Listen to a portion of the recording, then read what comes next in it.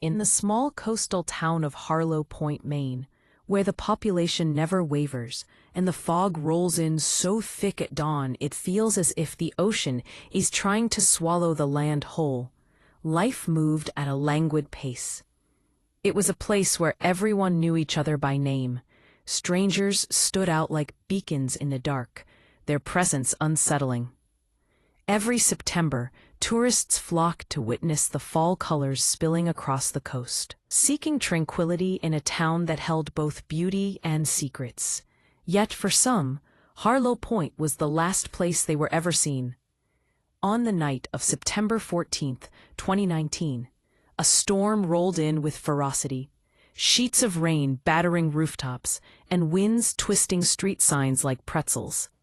The ocean roared, alive and primal, as the Harborview Motel flickered under the onslaught of nature's wrath. A rundown two-story building, its neon signs sputtered defiantly in the wind, beckoning weary travelers. That night, a woman named Allison Monroe checked into room 19. At 32 years old, she was a paralegal from Boston, recently untethered from a painful breakup. Her friends believed she sought solace in the quiet embrace of Harlow Point, a place far removed from her chaotic life. But the room she chose would soon become the epicenter of a chilling mystery that would grip the town. Carl Brenner, the motel manager, remembered her vividly. She arrived drenched, shivering, a travel bag clutched tightly in her hand and an old leather journal tucked under her arm. Her words were few, but she thanked him for keeping the motel open during the storm. Yet what lingered in Carl's mind was not her face, but the sound that emerged from room 19 later that night, a whistle. It was not a tune, nor a mere whimsy of the wind, but a slow rhythmic whistle that echoed through the narrow halls, resonating like a warning. Carl attributed it to the storm, a natural disturbance in a world already chaotic. But at 1:40 a.m., the whistling came to an abrupt halt, replaced by a silence so profound it felt wrong. The next morning, as the storm subsided, leaving behind branches and puddles reflecting the muted gray sky, Carl set out to check on his guests. Upon reaching room 19, he found the door ajar, just an inch, as if left intentionally. "Allison?" he called, but silence answered. Pushing the door open, he was met with an eerie stillness. The bed was made. Her coat hung over a chair, and her travel bag lay forgotten on the floor. But Allison was nowhere to be found. What sent a chill down Carl's spine was the journal on the bed, opened to the last frantic page she'd written, her handwriting shaky. "He's outside my door, and he won't stop whistling." Detectives arrived quickly, their faces grim, as they surveyed the room. A storm had washed away footprints and tire tracks, and the motel's cheap cameras had succumbed to the lightning. Yet they combed room 19 for any sign of struggle, any clue, but found nothing. Just empty space echoing with unanswered questions. They turned their attention to room 18, adjacent but unoccupied. Inside, the bedding was disturbed, and the window faced the parking lot, unlocked. In the corner beneath the heater, an officer found a small object wrapped in tissue. A metal whistle, old and tarnished, showing signs of wear, suggesting it had been chewed. Detective Sarah Calloway, with 12 years of experience in missing person cases, felt a deep unease settle in her gut. The motel felt different, heavier, as if the very air held a secret of what had transpired. They checked the motel logs. No one had requested room 18, no key missing. Someone had been inside, watching Allison through the thin walls, listening, waiting. Witness interviews yielded little, as the storm had kept most people indoors. Yet when noon arrived, an elderly woman approached. The locals knew her as Mrs. Eliza Grant. She had lived in Harlow Point long before the motel existed and asked one question: what room was it? When they answered, her face drained of color. Room 19. Eliza shared the town's haunted history. Decades ago, the land belonged to a reclusive fisherman named Jonah Hale, known for whistling at the ocean each evening, calling something back from the depths.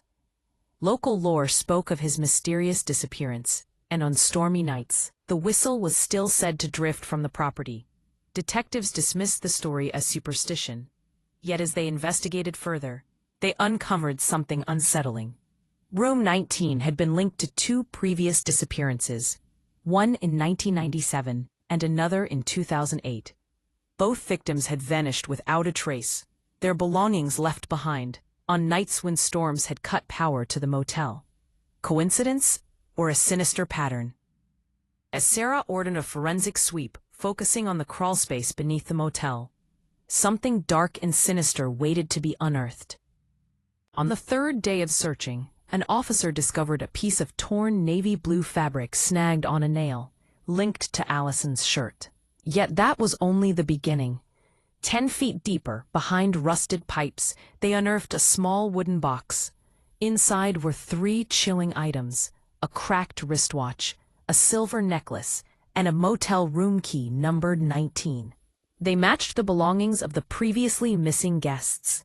The investigation morphed into a hunt for a serial killer. But who had managed to commit these atrocities unnoticed? A search through employee records revealed a name: Jonas Hale, a quiet maintenance worker who had been with the motel for 27 years. His record was sparse. He had no address on file, no emergency contacts, just a faded ID badge.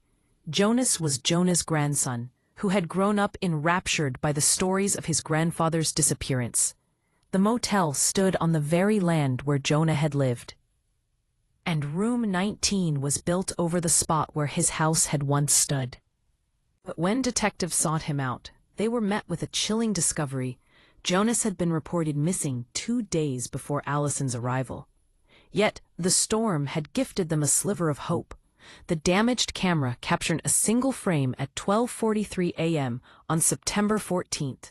A man standing outside room 19, head lowered, hands at his sides, and in one hand, a metal whistle.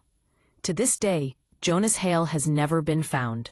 Search teams scoured the coastline and the forest, dredging the harbor, but he vanished like his grandfather before him. Locals whisper that on stormy nights, when the fog rolls in and the ocean howls, the whistle can still be heard drifting near the Harborview Motel. Room 19 stands permanently locked, a haunting reminder of the night Allison Monroe checked in seeking peace, only to find something much darker waiting for her. The Harborview Motel continues to flicker in the fog, its neon sign a silent sentinel. And late at night, Carl swears he hears footsteps above the crawlspace. Slow, deliberate, pacing, as if someone is still watching, still waiting, calling something back from the depths of the sea. Something that never left. Perhaps something that never will. In the quaint town of Riverbend, where white picket fences framed manicured lawns and the evening air was perfumed with the scent of freshly cut grass, life moved at an idyllic pace. Neighbors greeted one another with smiles that felt rehearsed, a facade of tranquility masking the undercurrents of unease that stirred beneath the surface. November 12th, however, would shatter that illusion in a way no one could have anticipated. 17-year-old Dana Miles trudged down the crisp, leaf-strewn sidewalk after a long shift at the local diner. Her backpack, heavy with textbooks, pulled at her shoulders, while her breath formed soft clouds that danced in the cool night air. With a practiced thumb, she sent a quick text to her mother, 10 minutes away. Those words would be her last. As she walked, a chill seeped into her bones, but she dismissed it, focusing instead on the familiar sights. The glow of porch lights flickering like stars in the dim evening. Yet that very night, an eerie synchrony enveloped Riverbend. Every porch light flickered simultaneously, an unsettling prelude to the silence that would soon follow. When Dana vanished, the town's facade cracked. Her backpack was discovered soon after, propped against the weathered fence behind Cooper's Hardware, resting with an unsettling stillness. It was almost as if it had been placed there intentionally, untouched, as if waiting for her to return. Inside, her belongings remained intact. Textbooks, a half-eaten granola bar, and her phone.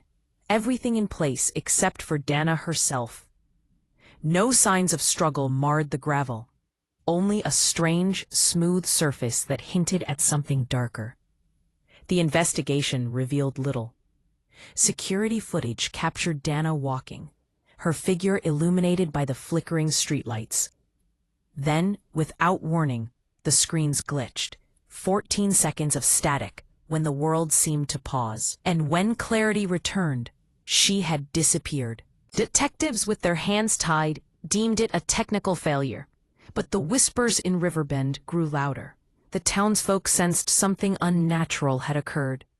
2 days later, an icy wind carried an unsettling discovery to the doors of Riverbend High.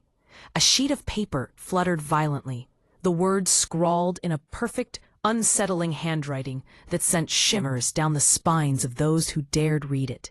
I borrowed her fear. The message lacked fingerprints or DNA. No one witnessed the shadow that had etched it onto the page.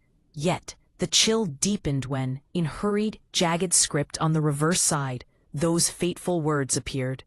I saw it. It wasn't human. In the days that followed, Dana's friends gathered, hearts heavy with worry, and eyes darting toward the shadows that clung to the edges of their lives. Among them was Leela, Dana's best friend, who felt the absence of her laughter like a wound. The once vibrant town felt as though it were holding its breath, caught between the mundane and the monstrous. Determined to find Dana, Leela began to confront the whispers of fear that had taken root in the town. With each night that passed, she scoured the woods skirting Riverbend, the cold air biting at her skin, her heart pounding with the urgency of friendship.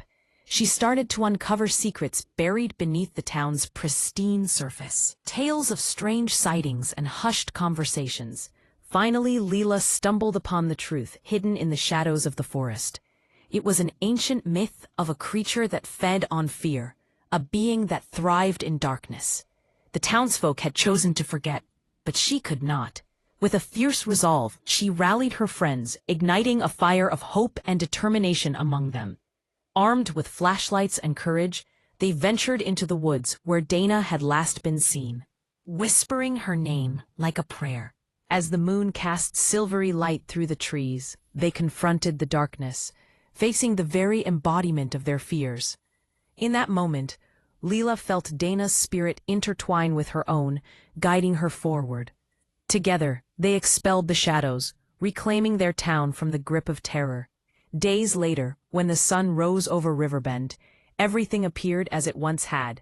But the townspeople would never forget the night the lights flickered, nor would they dismiss the fear that had once taken their very own. Leela knew that they had not just fought for Dana, but for the heart of their town, a heart that now beat stronger, more aware of the darkness that lurked just beyond their neatly trimmed lawns.